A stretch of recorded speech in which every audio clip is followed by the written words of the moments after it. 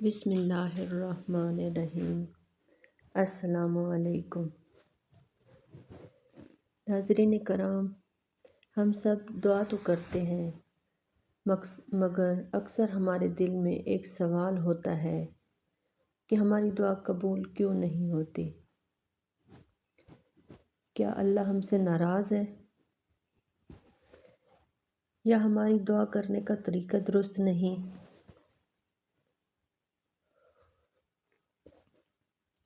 آج کی اس ویڈیو میں آپ کو قرآن و حدیث کی روشنی میں بتاؤں گی کہ دعا کن لوگوں کی قبول ہوتی ہے اور دعا کے قبول ہونے میں کیا کیا رکاوٹیں ہیں، اور نبی کریم صلی اللہ علیہ وآلہ وسلم نے کون سی دعائیں سکھائیں جو قبولیت کا سبب بنتی ہیں۔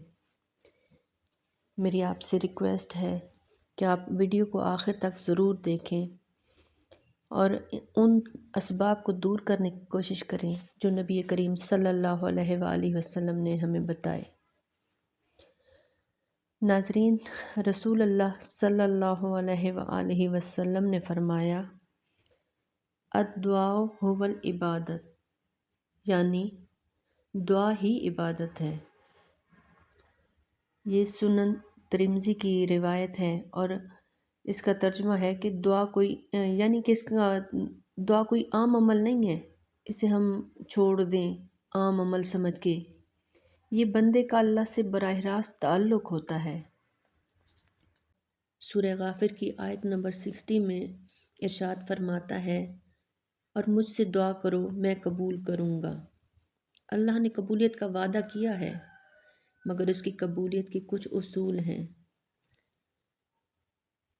نبی کریم صلی اللہ علیہ وآلہ وسلم نے ایک شخص کا ذکر کرتے ہوئے فرمایا کہ جو لمبا سفر کرتا ہے، غبار آلود ہے، ہاتھ اٹھا کر دعا کرتا ہے، یا رب یا رب، لیکن آپ صلی اللہ علیہ وآلہ وسلم نے فرمایا کہ اس کا کھانا حرام کا، پینا حرام کا، لباس حرام کا، تو اس کی دعا کیسے قبول ہو؟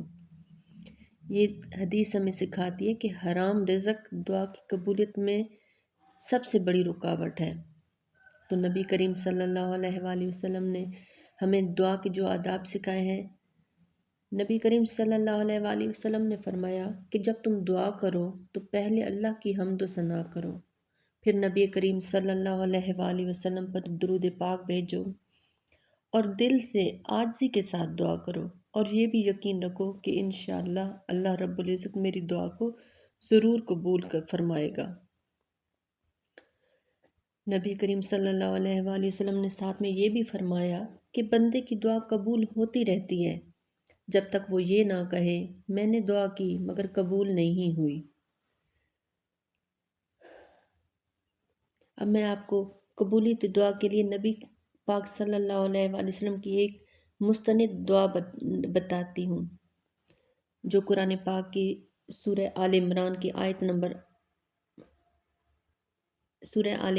آیت ہے، ربنا لا تزغ قلوبنا بعد اذ ہدیتنا وہب لنا من لدنک رحمتا انک انت الوہاب۔ یہ دعا دل کی ٹیڑھا ہونے سے حفاظت اور اللہ کی رحمت مانگنے کی بہترین دعا ہے۔ اسی طرح نبی کریم صلی اللہ علیہ وآلہ وسلم نے دعا کے قبول ہونے کے کچھ خاص اوقات بھی بتائے ہیں کہ جب دعا رد نہیں ہوتی۔ نمبر 1، سجدے کی حالت میں۔ نمبر 2، جب اذان ہو رہی ہو تو اذان اور اقامت کے دوران، اور جمعہ کے دن ایک خاص گھڑی ہوتی ہے جس میں اللہ تعالیٰ اپنے بندے کی دعا کو قبولیت کا درجہ دیتا ہے، اور آخری تہائی رات۔ لیکن ناظرین کرام، ہر دعا کا نتیجہ ہمیشہ وہ نہیں ہوتا جو ہم چاہتے ہیں۔ نبی کریم صلی اللہ علیہ وآلہ وسلم نے فرمایا، بندہ دعا کرتا ہے یا تو وہ قبول ہوتی ہے، یا کوئی مصیبت ٹل جاتی ہے، یا اس دعا کو آخرت کے لیے ذخیرہ کر لیا جاتا ہے، یعنی کہ دعا پھر بھی ضائع نہیں ہوتی ہے، وہ کسی نہ کسی صورت میں اللہ رب العزت قبول فرما ہی لیتا ہے۔ اور اگر آپ چاہتے ہیں کہ اللہ آپ کی دعاؤں کو قبول فرمائے تو آج سے حلال کو لازم پکڑ لیں، صبر اور یقین کے ساتھ دعا کریں اور مایوسی نہ اختیار کریں، کیونکہ مایوسی شیطان کا سب سے بڑا ہتھیار ہے جو آپ کو اللہ رب العزت سے دور فرما دیتا ہے۔ اللہ تعالیٰ ہم سب کی دعاؤں کو قبول فرمائے۔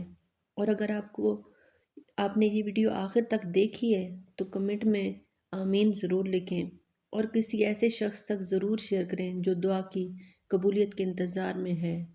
اللہ پاک ہم سب کی دعاؤں کو قبول فرمائے اور سب کو سیدھے راستے پر چلنے کی توفیق عطا فرمائے، اور سب کو آسانیاں بانٹنے والا انسان بنائے۔ آمین۔ جزاک اللہ خیرہ۔